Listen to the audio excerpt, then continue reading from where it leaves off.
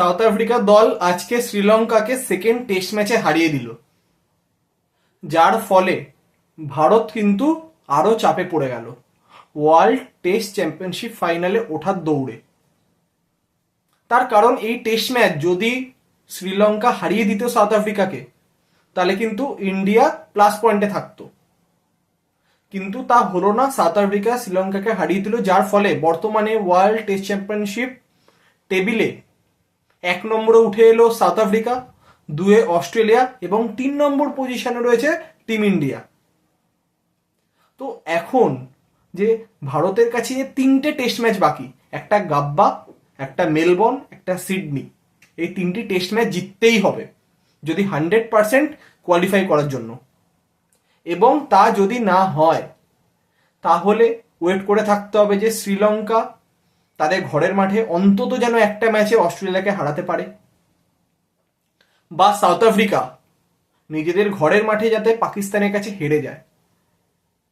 অনেক কিন্তু পরন্তু এই বিষয়গুলি চলে আসবে। এবার সব থেকে গুরুত্বপূর্ণ হচ্ছে এই বর্ডার গাভাস্কার ট্রফির ফাইনাল রেজাল্ট কি হবে।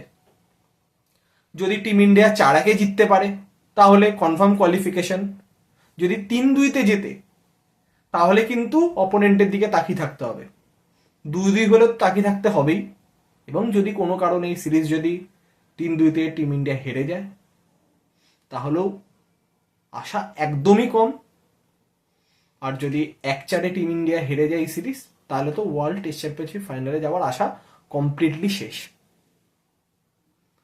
তো আজকে বহু ভারতীয় সমর্থক ডে 5-এর ম্যাচটি কিন্তু অনেকে দেখেছেন।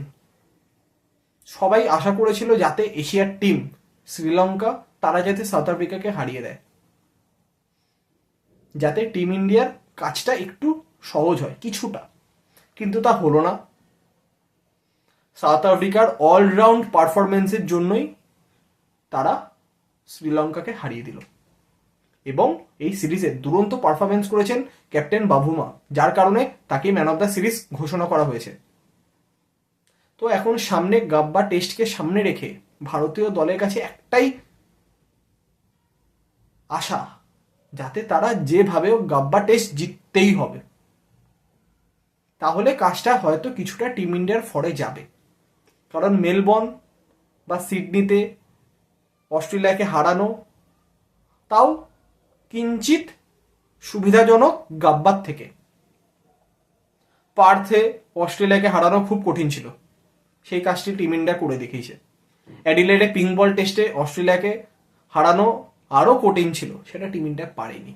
এবার গাব্বাতে লাস্ট 10 বছরে মাত্র 2টো টেস্ট ম্যাচ হেরেছে অস্ট্রেলিয়া, একটা 2021 বর্ডার গাভাস্কার ট্রফিতে